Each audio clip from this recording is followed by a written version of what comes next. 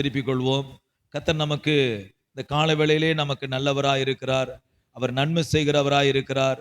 அவர் தொடர்ந்து நம்மை நடத்தி கொண்டே இருக்கிறார். அவர் ஒரு ஆமென் சொல்லலாமா? சத்தமாய் ஒரு அல்லேலூயா சொல்லலாமா? சத்தமாய் ஒரு அல்லேலூயா சொல்லலாமா? தேவ பிள்ளைகளே, இங்கே நம்முடைய வேத புஸ்தகத்தை மத்தேயு எழுதின சுவிசேஷம் 7ஆம் அதிகாரம் 28வது வசனத்தையும் 29வது வசனத்தையும் நாம் வாசிக்க கேட்போம். மத்தேயு எழுதின சுவிசேஷம் 7ஆம் அதிகாரம் அதிலே 28, 29 இந்த வேத பகுதியை நாம் வாசிக்க கேட்போம். இயேசு இந்த வார்த்தைகளை சொல்லி முடித்த போது அவர் வேத பாரகராய் போதியாமல் அதிகாரமுடையவராய் அவர்களுக்கு போதித்தபடியால் ஜனங்கள் அவருடைய போதகத்தை குறித்து ஆச்சரியப்பட்டார்கள். ஜனங்கள் அவருடைய போதகத்தை குறித்து என்ன செய்தார்களாம்? ஆச்சரியப்பட்டார்கள். இயேசு ஒவ்வொரு முறையும் அவர் தன்னை குறித்து ஜனங்கள் எப்படி நினைக்கிறார்கள், என்ன பேசுகிறார்கள் என்பதை அறியும்படியாக அவர் விரும்பினார். அது ஒரு பகுதியாக எடுத்துக்கொள்ளுங்கள். ஆனால் மத்தேயு எழுதின சுவிசேஷத்திலே 16ஆம் அதிகாரத்திலே வரும்போது தம்மோடு கூட பிரயாணம் பண்ணி கொண்டிருக்கிறதான, ஊழியத்திலே இணைந்து பிரயாணம் பண்ணி கொண்டிருக்கிறதான சீசர்களை பார்த்து என்ன கேட்கிறார்? ஜனங்கள் என்னை யார் என்று சொல்லுகிறார்கள்? 16ஆம் அதிகாரம் 13வது வசனத்திலிருந்து வாசிங்க. பின்பு இயேசு பிலிப்பு செசரியாவின் திசைகளில் வந்தபோது தம்முடைய சீசரை நோக்கி, மனுஷ குமாரனாகிய என்னை ஜனங்கள் யார் என்று சொல்லுகிறார்கள் என்று கேட்டார். அதற்கு அவர்கள், சிலர் உம்மை யோவான் ஸ்நானன் என்றும், சிலர் எலியா என்றும், வேறு சிலர் எரேமியா அல்ல தீர்க்கதரிசிகள் ஒருவர் என்றும் சொல்லுகிறார்கள் என்றார்கள். நல்ல கவனிங்க, ஜனங்கள் யார் என்று சொல்லுகிறார்கள் என்று சீசர்களிடத்தில் இயேசு கேட்கிறார். இப்போது அதே சீசர்களை பார்த்து இயேசு கேட்கிறார், நீங்க என்னை யார் என்று சொல்லுகிறீர் என்று கேட்டார். இப்ப நல்ல கவனிங்க, அப்ப கூட பழகக்கூடியவங்க, நல்ல கவனிங்க, சில நேரத்துல கூட ரொம்ப நாளா பழகுனா கூட சிலருடைய காரியம் என்ன செய்ய மாட்டேங்குது. ரொம்ப நாளா நீண்ட தூரம் சில ஆட்கள்லாம் கொஞ்ச நேரம் பேச விட்டு பார்த்தா அவங்களுடைய ஆழத்தை சொல்லிடலாம்னு சொல்லுவோம். ஆனா சில ஆட்களோடு கூட ரொம்ப நாள் பிரயாணம் பண்ணாலும் என்ன செய்ய மாட்டேங்குது, அவங்களுடைய காரியம் என்ன செய்ய மாட்டேங்குது, வெளிப்பட மாட்டேங்குது. இப்படிதான் இயேசு இந்த சீசர்களோடு பிரயாணம் பண்ணி கொண்டிருக்கும் போது அவர்களை பார்த்து கேட்கிறாரு, நீங்க என்ன யார் என்று சொல்லுகிறீர்கள் என்று கேட்டார். அது ரொம்ப முக்கியமான ஒரு கேள்வி இல்ல. நீங்க என்ன யாருன்னு நினைக்கிறீங்க அப்படி சொல்லி கேட்கிறாரு. நீங்க என்ன யாருன்னு சொல்லி நினைக்கிறீங்க அப்படின்னு கேட்கிறாரு. அப்ப அதுல ஒரு சீசன் சொல்லுகிறாரு, சீமோன் பேதுரு பிரதியுத்தரமாக, ஜீவனுள்ள தேவனுடைய குமாரனாகிய கிறிஸ்து என்றான். ஆமென். நீங்க ஜீவனுள்ள தேவனுடைய குமாரனாகிய கிறிஸ்து என்றார். அப்ப பின்னாடி அந்த அதிகாரத்துல அவர் என்ன சொல்றார்? நான் தான் கிறிஸ்துன்னு சொல்லி நீங்க யாருக்கு என்ன செய்ய வேண்டாம், சொல்ல வேண்டாம்னு சொன்னார். நான் தான் கிறிஸ்துன்னு சொல்லி யாருக்கு என்ன செய்ய வேண்டாம், சொல்ல வேண்டாம் அப்படி என்று அவர் தம்முடைய சீசர்களுக்கு அவர் கட்டளையிட்டார். தேவ பிள்ளைகளே, இங்க நீங்க ஒரு காரியத்தை கவனிக்கும் போது இயேசு கிறிஸ்து இருந்த இடத்துல நடக்கக்கூடிய சில காரியத்தை நான் கவனமாய் பார்க்கும்போது, புதிய ஏற்பாட்டிலே நம்ம கவனமாய் பார்க்கும்போது அங்க ஒரு சம்பவம் மறுபடி சம்பவிக்கிறதை நம்மால் என்ன செய்ய முடிகிறது, பார்க்க முடிகிறது. இங்கே லூக்கா எழுதின சுவிசேஷம் 5ஆம் அதிகாரத்துக்கு திருப்பிக் கொள்ளுங்கள். லூக்கா எழுதின சுவிசேஷம் 5ஆம் அதிகாரம் நம்ம எல்லாருக்கும் பரிச்சயமான ஒரு வேத பகுதி தான். இப்ப இயேசு இப்ப என்ன சொல்றாரு? பேதுருவை பார்த்து, நீ ஆழத்திலே கொண்டு போய் வலையை என்ன செய்ய, போடு அப்படி என்று சொன்னார். அவர் சொல்லுகிறார், நாங்கள் ரா முழுவதும் பிரயாசப்பட்டோம், ஒன்றும் என்ன செய்யல, அகப்படவில்லை. 5வது வசனத்தில் சொல்லு, ஒன்றும் நாங்கள் என்ன செய்யல, அகப்படவில்லை. இப்பொழுது அவர் சொன்னபடியே வலையை கொண்டு போய் போட்டா 2 படகு அமிழத்தக்க திரளான மீன்களை என்ன செய்தாராம், பிடித்தார். நல்ல கவனிங்க, இப்ப நடக்கக்கூடிய சம்பவத்துக்கும் பேதுரு பேசக்கூடிய வார்த்தையும் சற்று கவனித்து பாருங்கள். நடக்கக்கூடிய காரியம் என்ன? இரவு முழுவதும் மீன் பிடிக்க போன அந்த பேதுரு ஒன்றும் அகப்படல. வாழ்க்கையிலே அவன் ஒரு பெரிய அதிருப்திக்குள்ளாக இருக்கிறான். அந்த கடல் எத்தனையோ முறை அவனுக்கு கை கொடுத்தது, எத்தனையோ முறை அவனுக்கு அந்த கடல் வாழ்வாதாரத்தை சந்தித்தது. ஆனால் இப்பொழுது அதே கடல் அவனுக்கு வாழ்வாதாரத்தை என்ன செய்யல, சந்திக்கவில்லை. படகை கொண்டு வந்து கரையிலே கடத்தி விட்டு அவன் என்ன செய்திருக்கிறான், காணப்படுகிறான். ஆனால் இப்போது இயேசு சொன்னார், ஆழத்திலே கொண்டு போய் படகுல என்னது, வலையை போடு அப்படி சொன்னாரு. ஆகிலும் உடைய வார்த்தையின்படியே வலையை என்ன செய்தார், போட்டார். 2 படகு அமிழத்தக்கதான திரளான மீன்களை பிடித்தார். இப்போது பேதுரு என்ன சொல்லிருக்கணும்? உமை போல வேற யாருமே இல்ல, நீ பெரிய தேவன், நீ நல்ல தேவன் அப்படின்னு சொல்லி இதுவரைக்கும் நான் தோத்து போயிட்டேன், இப்ப நான் ஜெயிச்சிருக்கேன் அப்படிங்கிற காரியம் தான் அங்க சம்பாஷணை மேலோங்கி இருக்க வேண்டும். ஆனால் அதற்கு பதிலாக 5:8 வாசிங்களேன். சீமோன் பேதுரு அதை கண்டு இயேசுவின் பாதத்தில் விழுந்து. நல்ல கவனிங்க, listen carefully this word. அங்க என்ன சொல்லப்படுகிறது பாருங்க, இயேசுவுடைய பாதத்திலே விழுந்து, ஆண்டவரே நான் பாவியான மனுஷன். ஒரு காரியத்தை கவனிங்க, பேதுரு இந்த இடத்திலே தன்னுடைய பாவத்தை அறிக்கை செய்ய வேண்டிய அவசியமே இல்லை. பேதுரு இந்த இடத்திலே தன்னுடைய பாவத்தை அறிக்கை செய்ய வேண்டிய அவசியமே இல்லை. ஏனென்றால் இப்போது அவனுடைய பார்வையெல்லாம் எதை நோக்கி இருக்க வேண்டும்? தன்னுடைய படகுல நிரம்பத்தக்க மீன்கள் இருக்கிறது, இதை எப்படி மார்க்கெட்டிங் பண்ணணும், இதை எப்படி பணமாக்கணும், அதை குறித்து தான் ஒரு மனுஷனுக்கு சிந்தை ஏற்பட வேண்டும். மார்க்கெட்டிங்கை குறித்து தான் யாருக்கு ஏற்பட்டிருக்க வேண்டும்? பேதுருக்கு ஏற்பட்டிருக்க வேண்டும். என்னன்னா அவர் என்ன செஞ்சார்? ஏற்கனவே என்னது தரித்திரம், இந்த காரியம் என்னது அகப்படல, உலகத்துல தோற்று போயாச்சு, இப்ப நாம திரளான மீன்களை பிடிச்சிட்டோம், இதை கொண்டு போய் மார்க்கெட்டிங் பண்ணி பணமாக்கி நம்ம சமுதாயத்துல கெத்தா ஜீவிக்கணும். ஹலோ, ஒரு பிரதரை ஒரு தம்பி என்கிட்ட வந்தாரு, நைட்டு 10 மணிக்கு வந்தாரு, 12 மணிக்கு தான் திருப்பி போனாரு. அவர் சொன்னாரு, பாஸ்டர் எப்படி இருக்கீங்க, என்ன இருக்கீங்க, இன்னுமா ஒரு கார் வாங்கல? இல்ல தம்பி, ஒரு காரை நான் புக் பண்ணிருக்கேன், அது அடுத்த வாரத்துல வரும். என்ன கார் அப்படின்னு கேட்டாரு. இல்ல தம்பி, இந்த டிசைர் கார் வாங்கி புக் பண்ணிருக்கேன். என்ன பாஸ்டர், உங்கள்ட்ட பயங்கரமான பொட்டன்ஷியல் இருக்குது, நீங்க ஆடி கார்ல தான் வாங்கணும், ஆடி கார்ல தான் போகணும். ஆடி காருக்கு அவசியமே எனக்கு என்ன கிடையாது, எனக்கு இல்ல. நான் ஆடி காரை வாங்கி என்ன பண்ண போறேன்? நான் ஆடி காரை வாங்கினா அதுக்கு பதில் 10 சர்ச்சை என்ன செஞ்சிருவேன், கட்டிட்டு போயிட்டே இருப்பேன் நான்.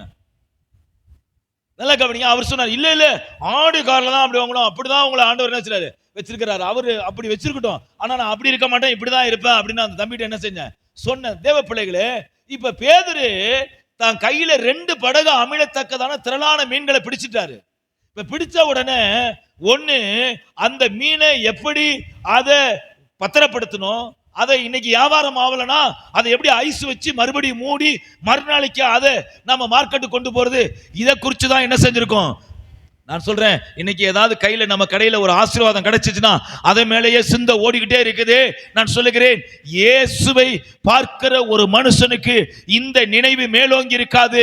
அவனுடைய காரியமே எப்படித்தனமா இருக்கிறது, அவருடைய பாதத்திலே விழுந்து பாவியான மனுஷன் என்று தன்னை அவர் என்ன செய்கிறாரு, அறிக்கை இடுகிறார். கொஞ்சம் கவனிங்களேன், ஒரு மனுஷன் இயேசுவை பார்த்துட்டா உலக மேன்மை ஒன்னும் தெரியாது. என்ன தெரியுமா, இவர் பார்த்த உடனே ஒரு பரிசுத்தம் நம்மளை கவ்வுது, இவரை பார்த்த உடனே ஒரு பரிசுத்தம் நம்மளை என்ன செய்யுது, கவ்வி பிடிக்குது. அந்த பிரச்சனை என்ன தெரியுமா செய்யுது, இந்த உலகத்தை எல்லாத்தையும் என்ன செய்யுது, மறக்க செய்யுது. அவன் படகை மறந்துட்டான், அவன் பிடிச்ச மீனை மறந்துட்டான். இப்ப அவனுக்குள்ளார இருக்கிறது என்னது, தன் வாழ்க்கையில செய்த பாவங்கள் தான் கண்ணு முன்னாடி நிற்குது. ஏன்னா பார்க்கிறது பரிசுத்தரை, பார்க்கிறது யாரை பார்க்கிறாரு, பரிசுத்தரை பார்க்கிறாரு. அதனால தான் இந்த உலக மேன்மையெல்லாம் அவனுக்கு ஒண்ணு தெரியல. என்னது, நான் பாவியான மனுஷன் சரண்டர் ஆகிறான் பாருங்க. நான் சொல்லுகிறேன், இந்த இடத்தை நீங்க கவனிப்புக்கு பார்க்கும்போது நம்முடைய ஆஸ்தி அல்ல, நம்முடைய வெற்றி அல்ல. நான் சொல்லுகிறேன், என்னுடைய வாழ்க்கையே அவரிடத்திலே அர்ப்பணிக்க வேண்டும். இயேசுவை பார்த்தாலே என்ன தெரியுமா வரும் தெரியுமா, பரிசுத்தம். வேடிக்கை பார்க்கிற ஆளுக்கெல்லாம் அந்த பிரசன்னத்துக்குள்ள நுழைய முடியாது. வேடிக்கை பார்க்கிற விசுவாசிகள், வாயை மூடிக்கிட்டு இருக்க விசுவாசிகள் தேவ பிரசன்னத்துக்குள்ள என்ன செய்ய முடியாது, நுழைய முடியாது. என்ன காரியம் என்றால், இயேசுவை பார்த்த உடனே. நல்ல கவனிங்க, அந்த கடற்கரை எத்தனையோ பேர் இருந்திருக்கலாம், எத்தனையோ பேர் இருந்திருக்கலாம். அத்தனை பேரும் அதே மாதிரி பேதுரு செய்தது போல செய்தான் என்று சொல்ல முடியாது. ஆனால் பேதுரு மாத்திரம்தான் இப்போது அவருடைய முகத்தை பார்க்கிறான், பாதத்தில் விழுகிறான், நாவிலே அறிக்கை செய்கிறான், நான் பாவியான மனுஷன். தேவ பிள்ளைகளே, சற்று கவனிங்க. அப்படியானால் இயேசு இருந்த இடத்துல என்ன இருந்துச்சுன்னா, பாவம் இராதபடிக்கு இருந்தது. ஆமென் சொல்லலாமா? நல்ல கவனிங்க தேவ பிள்ளைகளே, நீங்க என்னோட கூட சேர்ந்து லூக்கா 19ஆம் அதிகாரத்துக்கு வாங்கல. லூக்கா 19ஆம் அதிகாரத்துக்கு என்னோட கூட சேர்ந்து வாங்க. அங்க 4வது வசனத்தை பாருங்க. 4வது வசனத்தை பாருங்க. அவர் போகும் வழியில், லூக்கா 19 4 வாசிங்க. அவர் போகும் வழியில் முன்னாக ஓடி அவரை பார்க்கும்படி ஒரு காட்டத்தி மரத்தில் ஏறினார். இயேசு அந்த இடத்தில் வந்தபோது அண்ணாந்து பார்த்து, நல்லா கவனிங்க, ஒரே ஒரு காரியம் நீங்க விளங்கணும். இயேசு என்ன பார்த்தாலும் நான் சுத்தமாகறேன், நான் அவரை பார்த்தாலும் என்ன செய்யறேன்? கையை தட்டுங்க, கையை தட்டுங்க, நல்லா கையை தட்டுங்க, நல்லா கையை தட்டுங்க தம்பி, கையை தட்டுங்க. நீ இயேசுவை பார்த்தாலும் பரிசுத்தம் தான், அவர் உன்னை பார்த்தாலும் என்னது? பரிசுத்தம் தான். அல்லேலூயா. கையை தட்டி நல்லா சத்தமா சொல்லுங்க. நல்லா கையை தட்டுங்க, நல்ல கம்பீரமா தட்டுங்க. கையை தட்டுறது எப்படி தெரியுமா? ராஜரீகமா தட்டணும். நம்ம நல்ல கவனிங்க. ஏன் என் வாழ்க்கையில மாற்றம் வரல அப்படின்னா, நான் எப்போதும் வேடிக்கை பார்த்துக்கிட்டு இருக்கேன், மற்றவங்களை பார்த்துக்கிட்டு இருக்கேன். வேடிக்கை பார்த்துக்கிட்டு இருக்கேன், மற்றவங்களை பார்த்துக்கிட்டு இருக்கேன். பழைய ஏற்பாட்டாலும் சரி, புதிய ஏற்பாட்டாலும் சரி, அவரை பார்க்கும் போதே நமக்கு என்னத்தான் தான் வருது? பரிசுத்தம் தான் வருது. அல்லேலூயா. அங்க பாருங்க, அந்த வசனம் என்ன சொல்லுது பாருங்க. நல்ல கவனிங்க. இயேசு அண்ணாந்து அவனை பார்த்து அவரை கண்டு சகைவே நீ சீக்கிரமா இறங்கி வா, இன்றைக்கு நான் வீட்டில் தங்க வேண்டும் என்றார். இன்றைக்கு உன் வீட்ல நான் என்ன செய்ய வேண்டும்? தங்க வேண்டும் என்று சொன்னார். நல்ல கவனிங்க, இவ்வளவுதான் இயேசு சொன்ன காரியம். பக்கத்துல இருக்கிற ஆட்களுடைய சத்தம் கேக்குது. என்ன கேக்குது? இவன் பாவியான மனுஷனிடத்தில் தங்கும்படி போனார். பில்லு 50 ரூபா பில்லுனா இவன் 150 ரூபால போடுவான். இவன் பில்லு 50 ரூபா பில்லுனா அரசாங்கம் 50 ரூபா நியமிச்சு வச்சிருந்தா இவன் 150 ரூபா. அவன் யாருன்னா டாக்ஸ் கலெக்டர், அவன் வரி வசூலிக்க கூடியவன். இந்த சகைவு யாருன்னா வரி வசூலிக்க கூடியவன். இவன் ஒரு டாக்ஸ் கலெக்டர். அப்ப இவனுக்கு ஒரு 5 ரூபா பில்லு ஒரு நபருக்கு எழுதணும்னா இவர் என்ன செய்வாரு? அதை 4 ரூபாய்க்கு எழுதிட்டு 3 ரூபாய் இவர் என்ன செய்வாரு? கையில வாங்கக்கூடிய நபரா இருந்திருக்கணும்.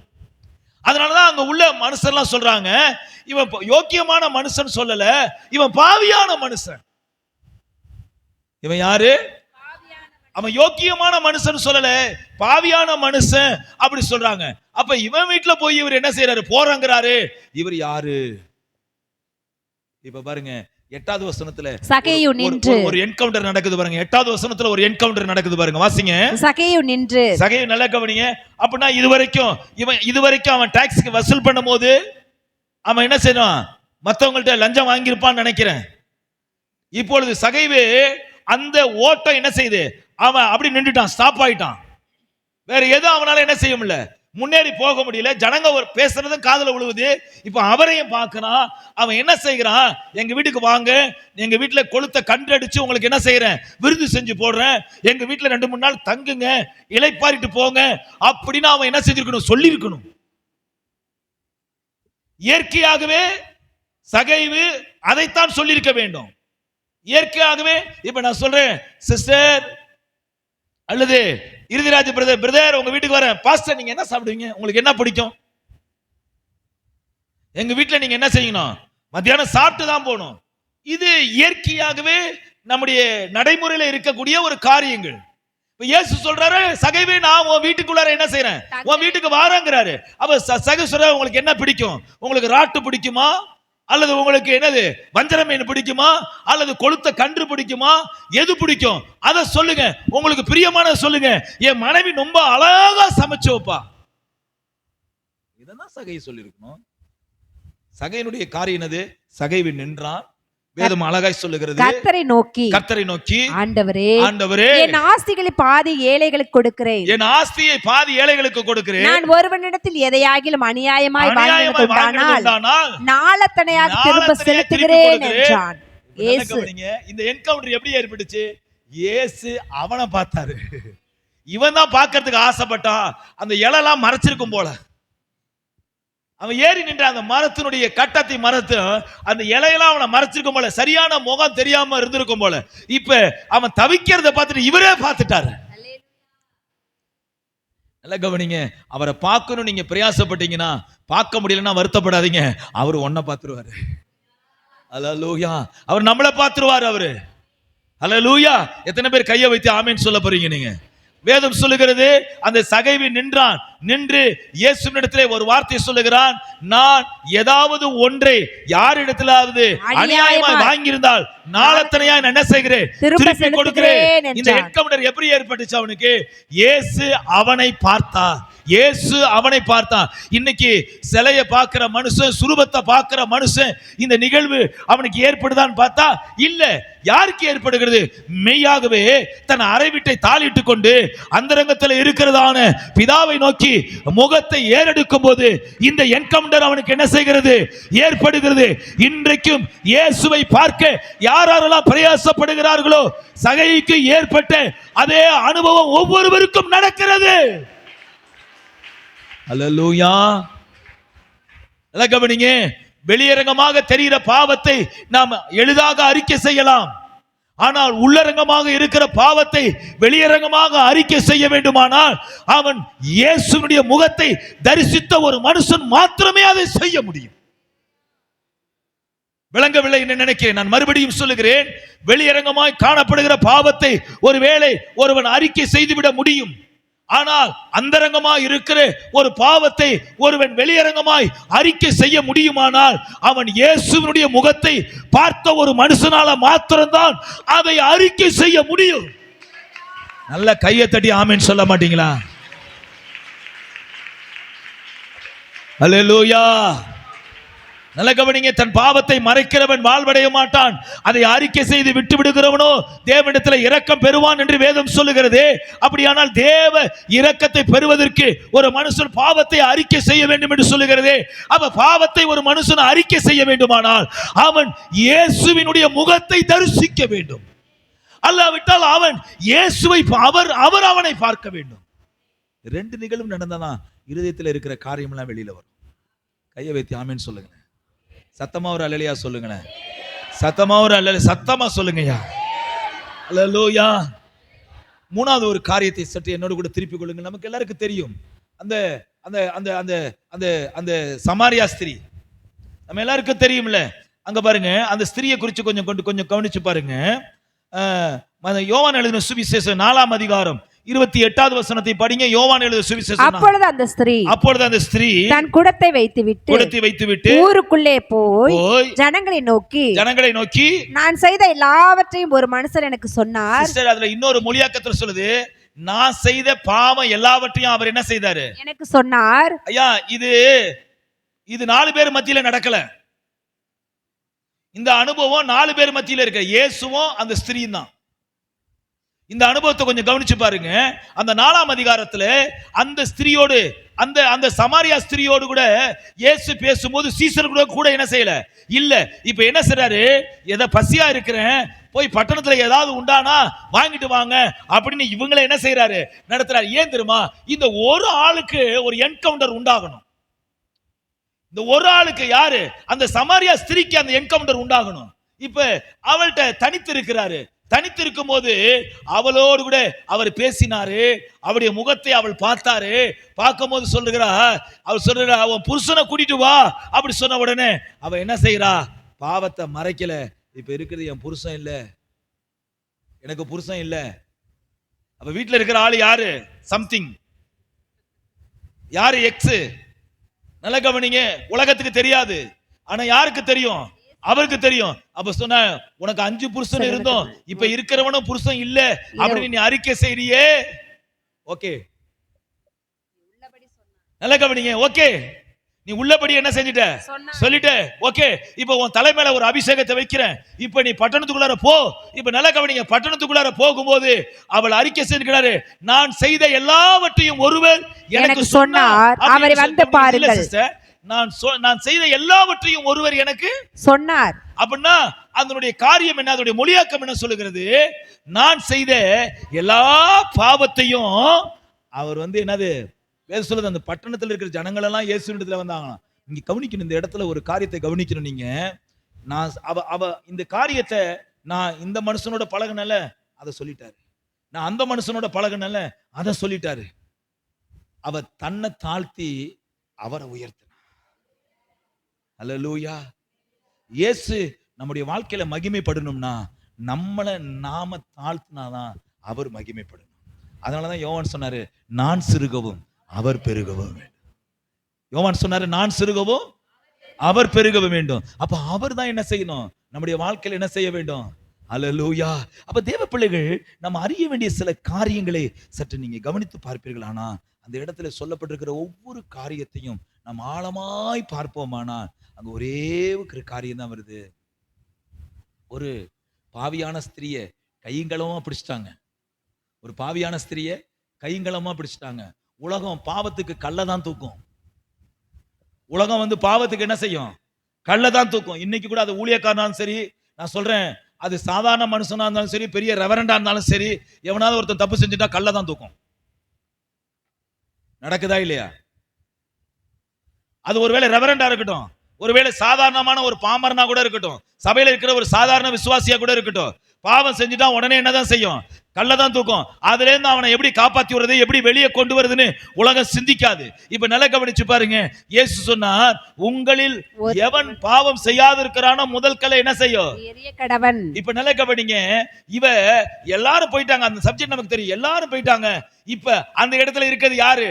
இயேசுவும் அந்த ஸ்திரீயும். இயேசுவும் அந்த ஸ்திரீ தான். இப்ப நிகழ்வு பாருங்க. இப்ப இயேசு என்ன சொல்ல போறாரோ அப்படி சொல்லி பார்த்துக்கிட்டு இருக்கிறாரு. இப்ப பாருங்க, இனி பாவம் செய்ய ஐயா, பழைய பாவத்தை இயேசு ஒரு நாளும் பேசுறது கிடையாது. இன் ஃபியூச்சர்ல நீ என்ன செய்ய போற? அல்லேலூயா. இப்ப நம்மளை கேட்டா என்ன சொல்லுவாங்க? இப்ப இங்க வராங்க யாரு? நம்ம பிளஸ்ஸி வருது. இப்ப பிளஸ்ஸியை பார்த்துன்னு என்ன சொல்லுவோம்? அந்த புள்ள இப்பெல்லாம் காலேஜுக்கு போகும்போது என்னென்ன தினமா செஞ்சிச்சு, இந்த சகோதரி இவங்க பெரியமா வேலைக்கு போகும்போது என்ன. உலகம் பழசதான் பேசும். உலகம் என்ன தெரியுமா? பழசதான் பேசும். ஆனா ஏசப்பா மாத்திரனா என்னுடைய ஃபியூச்சரை குறித்து பேசிக்கிட்டே இருக்கிறாரு. அல்லேலூயா. நல்ல கையை தட்டி சொல்லுங்க, அல்லேலூயா. தேவ பிள்ளைகளே, இந்த ஆளா குடிச்சிட்டு அங்க என்னது விழுந்து கிடந்தானே இவனா அப்படிதான் உலகம் பேசும். நல்லா கவனிங்க. என்னைய பேண்ட் ஷர்ட் நல்லா மாட்டி எனக்கு டைய கட்டி என்னை கம்பீரமா நடக்க வச்சாரு பாருங்க. அவரு என் ஃபியூச்சரை பத்தி தான் பேசுவாரு. அல்லேலூயா. என் எதிர்காலத்தை பத்தி என்ன செய்வாரு? அவர் பேசுவாரு. இதெல்லாம் நீ செய்ய வேண்டி இருக்குப்பா, இதெல்லாம் நீ செய்ய வேண்டியதா இருக்கு, ஜாக்கிரதையா ஓடு. அல்லேலூயா. கையை தூக்கி விட்டு அவர் என்ன செய்ய அப்படியே விட்டுட்டு போறது கிடையாது. ஒவ்வொரு நாளும் மார்பிள போட்டு அணைச்சிக்கிட்டே தான் கொண்டு போறாரு. ஒவ்வொரு நாளும் மார்பிள போட்டு அணைச்சிக்கிட்டே தான் போறாரு அவரு. அல்லேலூயா. எவ்வளவு அற்புதமான தேவன் இவரு, எவ்வளவு அதிசயமான தேவன் இவரு. அவர் என்ன பார்த்தா போதும். ஒரு பாட்டு கூட அடிக்கடி பார்ப்பாங்க, உமது முகம் நோக்கி பார்த்தவர்கள் வெட்கப்பட்டு போவதில்லை, உமது திருநாமம் அறிந்தவர்கள். அவர் முகத்தை பார்த்துட்டா போதுங்க, எல்லா மாற்றம் என்ன செஞ்சிடும்? வந்துடும். எத்தனை பேர் ஆமென் சொல்ல போறீங்க? அல்லேலூயா. எத்தனை பேர் இதுவரைக்கும் நீங்க தரிசிக்கல, இன்னைக்கு தரிசிக்க போறோம். அப்படியே இருக்கிற இடத்துல எழுந்து நின்று, இருக்கிற அப்படியே எழுத்து நின்று, இருக்கிற இடத்துல அப்படியே எழுந்து நின்று, கர்த்தர் நல்லவரா இருக்கிறார் அவர். ஹல்லேலூயா.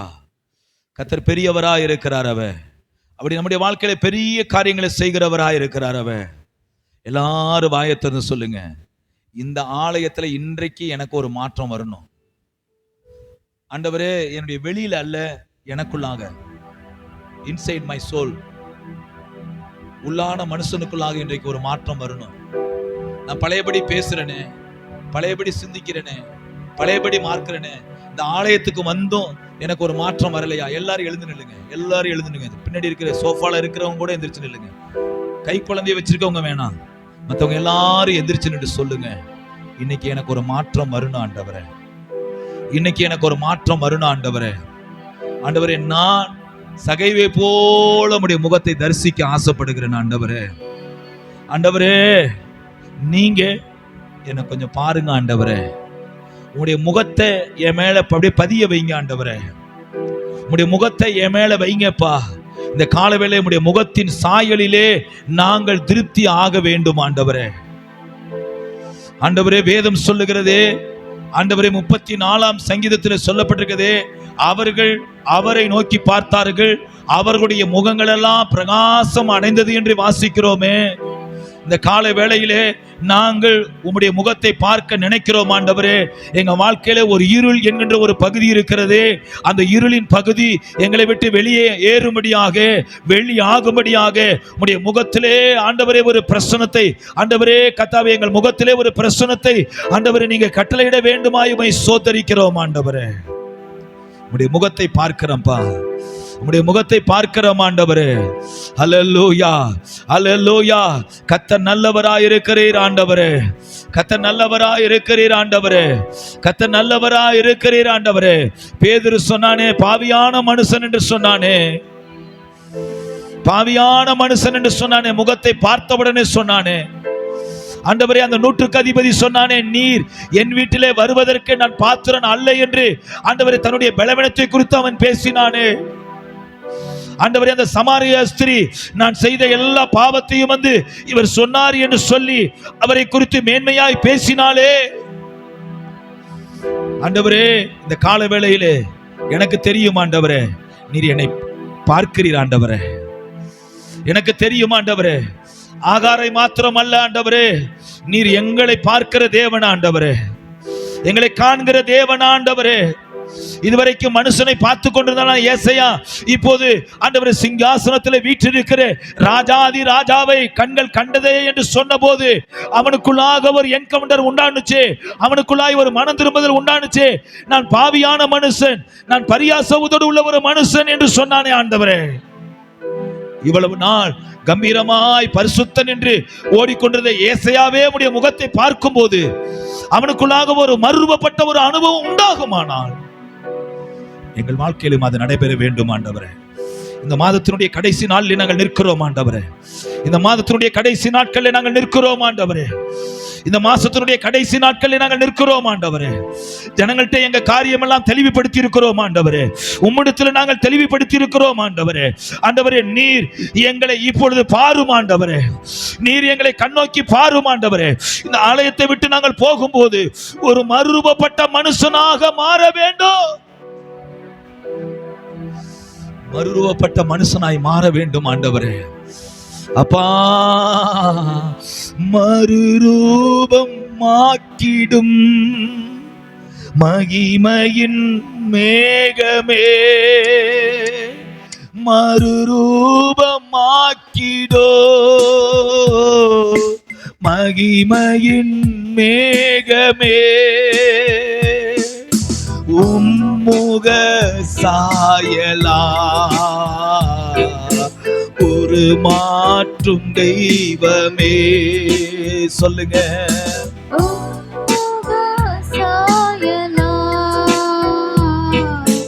ஒரு மாற்றும் தெய்வமே. இரவெல்லாம் பகலெல்லாம் இதயம் உமக்காக துடிக்குதையா, நினைவெல்லாம் பேச்செல்லாம் நேசரே உம்மை பற்றி தானேடையா. சொல்லுங்க, இரவெல்லாம் பகலெல்லாம் இதயம் உமக்காக துடிக்குதையா, நினைவெல்லாம் பேச்செல்லாம் இயேசுவே உம்மை பற்றி தானே ஐயா. மறுரூபம் ஆக்கிடோ மகிமையின் தேவமே. சொல்லுங்க, மறுரூபம் ஆக்கிடோ இயேசுவே மகிமையின் மேகமே, உம்முக சாயலா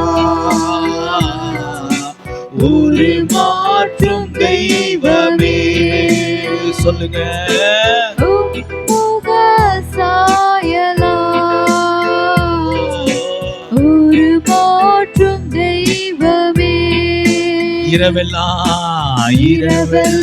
பகலெல்லாம் இதயம் உமக்காக துடிக்குதையா, நினைவெல்லாம் பேச்செல்லாம் நேசரே உம்மை பற்றி தானேடையா. கொடியாக படரனோ உம்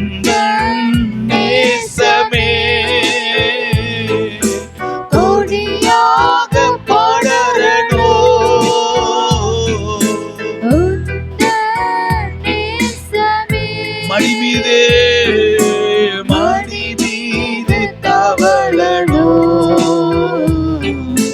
மழலை குழந்தை நான் உந்தன் மடி மீது தவழனோ மழலை குழந்தை நான் இரவெல்லாம் பகலெல்லாம் இதயம் உமக்காக துடிக்குதையா நினைவெல்லாம் பேச்செல்லாம் நேசரே உம்மை பற்றி தானேடையா சேர்ந்து இரவெல்லாம் பகலெல்லாம் இதயம் உமக்காக துடிக்குதையா